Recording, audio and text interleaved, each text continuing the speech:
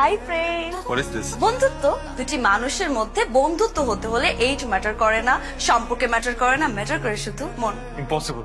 তোমার মতো একটা হাই লেভেলের নকলবাজের সাথে আমার কোনো বন্ধুত্ব হতে পারে না। হাই লেভেলের নকলবাজ? ও মাই গড, আমি তো সারা জীবনে এটাই চাইছি। সিমি, হ্যাঁ তোমার ক্লিপটা আমাকে দাও।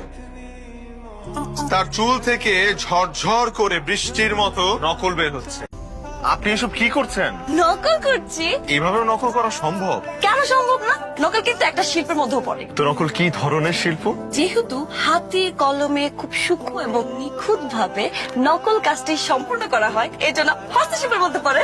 আচ্ছা, মূলত নকল সম্পর্কে আপনি একটা আইডিয়া দিন। নকল হচ্ছে দুই প্রকার, একটা হচ্ছে ঝাড়া নকল আর একটা হচ্ছে পাড়া নকল। ঝাড়া নকল অলওয়েজ লিখতে হয়। আজকে আমাদের ইউনিভার্সিটিতে একজন নতুন টিচার জয়েন করেছেন, ওনার নাম হলো মিস্টার জোনায়েদ।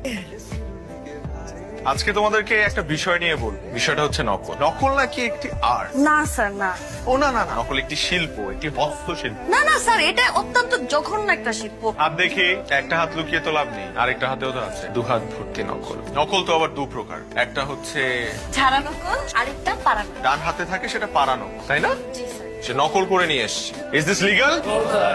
এই ইলিগাল কাজের জন্য আমি সিমিকে পরীক্ষা দিতে দিব না।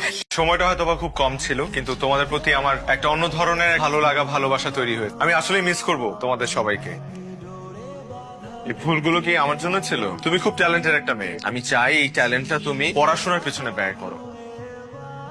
পাশের সিটটা কি খালি আছে? বসতে পারি? যেই মেয়ে ফেল করে এত লাফালাফি করতো, সেই মেয়ে আজকে সবার থেকে ভালো স্কোর করে মন খারাপ করে বসে আছে কেন? তুমি জানো যে আমার ভার্সিটি ছাড়ার পেছনে মূল উদ্দেশ্য শুধুমাত্র বেটার অপরচুনিটি ছিল না, আরেকটা কারণ ছিল, সেটা তুমি।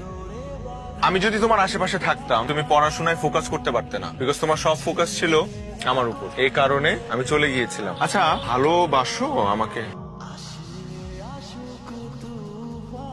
আমি ফেয়ারওয়েলের দিনই বুঝতে পেরেছিলাম তুমি আমাকে কিছু বলতে চেয়েছিলে, কিন্তু সেদিন যদি আমি তোমার এই কথাটা শুনতাম, তাহলে আজকে আমার এই দিন দেখা হতো না। আমি ফার্স্ট হয়েছি না, তো এখন দুটি দেহে এক আত্মা হয়ে আমি কি বন্ধুত্ব ভালোবাসা একসাথে পেতে পারি?